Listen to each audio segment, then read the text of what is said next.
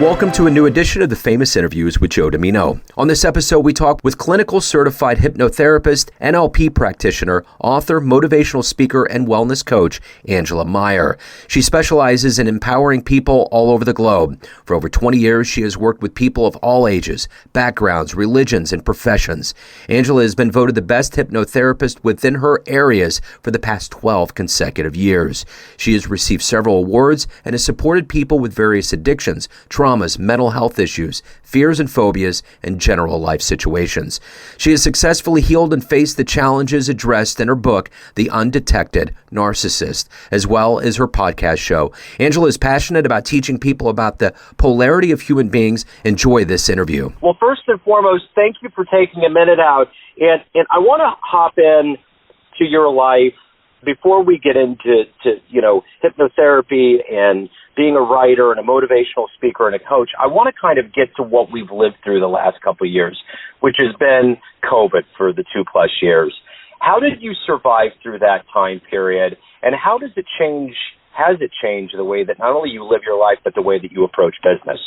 Business-wise, it's been a lot more challenging, I honestly have to say, because the bulk of my clients was in person, and so that had to stop.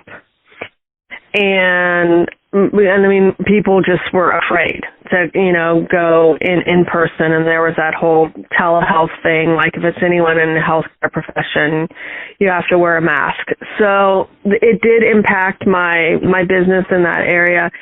But in another way, it's going to sound weird. It was sort of a godsend for me because it during that time I was dealing with some PTS stuff, and so was my kiddo, and it gave me that opportunity to write the book that I did, which was, it was a good opportunity for me to do that because things got slow. So there was a blessing in one hand, but then, otherwise it wasn't so great because, lack of, income and lack of clients. But it did open the door for more online service stuff to happen. So that was, beneficial in that area, that arena there. But I've noticed there is, I've been doing this for 20 years. So there's a lot more competition nowadays than there was 10 years ago, 20 years. There was a lot less competition, and people now more embrace meditation. I mean, you see it on Time magazine and all these other magazines, meditate. So it's been interesting. Let's just put it that way. Hope that answers your question. It certainly does, and I want to kind of get into exactly what you do for a living, and I think the best way for everyone to understand is I'm going to put you in front of, like, second or third graders at a career day at an elementary school, and one of the kids looks up and says, "What do you do for a living?" How would you explain that to them? How would I explain it to them is I'm an excellent listener. And I sit and I listen to people's problems. And everyone always has something to say. And what I do is I help you solve that problem. And I really help you understand yourself better, understand how your brain works, understand how your body, your nervous system works. But then I also give you tools so that you can live a better life.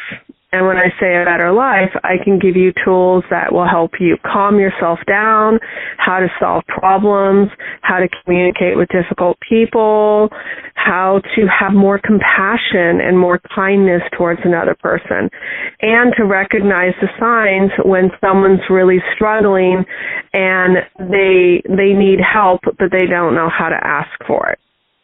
So that would be the best way I would describe it to a little kid, is that's what I do. So when you were in the third grade, what did you dream about growing up and becoming? What did I? I wanted to be a singer and a dancer. I did. I really did. I wanted to be, and I could have been, because I had so many people tell me, oh my God, you have such a great singing voice, and I won a few dance contests. But when it came to singing in front of a group of, like when I was in choir and I had to take the test and sing, I would literally break down crying and shaking.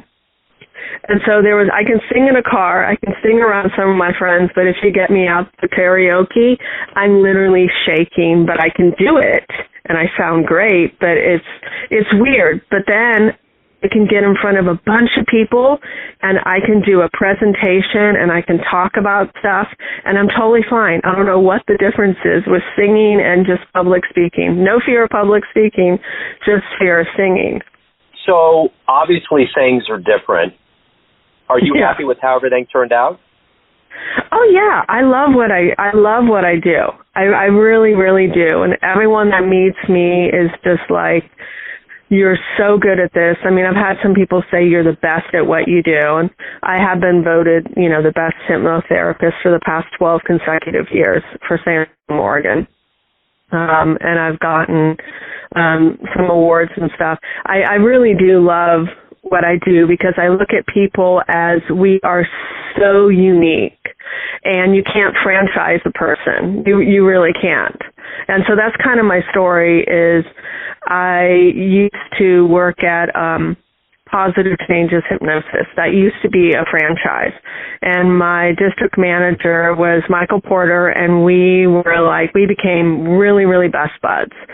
And he said, as soon as I learned about your spiritual side, it was like a cherry on top of the cake. He's like, I've met hundreds of hypnotherapists, but no one like you. And when he knew what I was doing, he was like, that is so unique. And so he said to me, you really shouldn't be working here. You need to start your own business. And the best way that he described me working with clients is, he says, when you go to McDonald's, you expect the same exact Big Mac or, whatever meal you're going to get. But you are a person that will say, ooh, I have this secret sauce that is perfect for you. You're going to love it. And he said, you can't do that when it's a franchise. So he actually gave me $500 worth of software to start my online business. He said, you can't say hypnosis for, I think it was like, on certain products for so many years. You can't say that because non-compete. And he helped me. He completely helped me start my own business, and it was great. It was the best opportunity for me, and so I had no regrets. I love what I do, and everyone is unique and different, and just putting that together for someone. I look at it as you're building a cake, and some people like chocolate, some people like vanilla, and it's really listening to them and putting something together that's going to be unique, that's really going to change your life. So let's go back to your childhood, kind of where you were born and raised, and all of the seeds are planted early on. What were those seeds early on that were planted into you to become who you are today? That is an interesting question. I would have to honestly say there was lots of trauma. I mean, my mom was in a trauma bonding relationship. My dad was narcissistic. And the worst thing, and it's interesting when you say that, because I actually wrote about this, is I became such a good listener because he was the one that would always pull me aside and tell me all his problems with my mom. And I would just sit there and I would listen to him. And then I would say, well, do you want my advice? And here it comes from a kid. And I would give him my advice. And it just became a pattern, because I remember even working in an office building. I used to work for Fetzer Vineyards, and one of my coworkers said, why is it when anyone in the office has a problem with anything, they don't go to HR, they always go to you? And you sit and you listen and you give them great advice and they leave. She's like, what is it about you? You're not a therapist or a counselor. You're just a, administrative assistant. What is it? But I've just had that unique ability, I guess, of listening to people and caring about people, whether I, don't like them or not, or don't like what they're doing. I'm able to not be judgmental, I guess is the best way to put it. And I have so many people say that about me. It's just, I say that's probably one good quality. So every day we wake up, get out of bed, we're motivated to do that. And then we have things that we want to do with our day and our lives. What is it that motivates you through your day? What do you do? What drives you? What do you look forward to? I look forward to connecting with people and having a positive impact on a person's life. And it could just be, walking into the grocery store and smiling at someone and, saying, hello or good morning. And that's a quality that I have to say I've really noticed a lot of people stop doing. I mean, in the older generations, you see someone walking down the street and you acknowledge them. You nod your head and you say good morning or good afternoon. You're courteous.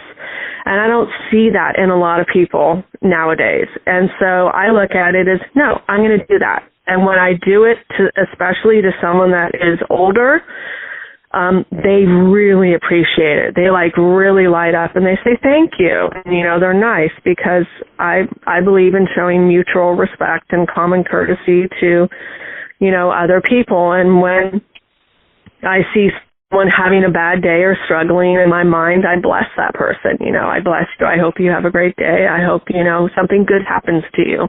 Even though I know I should not talk to them, I'm, just wishing good upon that person. So that's what motivates me, is just being a positive difference in this world. When you get to the end of that day that you've had, how do you quantify a good day? How do you look back and say, that worked out, that was a good day? I would say just this feeling of being content and satisfied. Being content and satisfied and just knowing that I am making a positive difference in this world. I would say, for me. What has been one of the best client fan responses you've ever gotten for the work that you've done?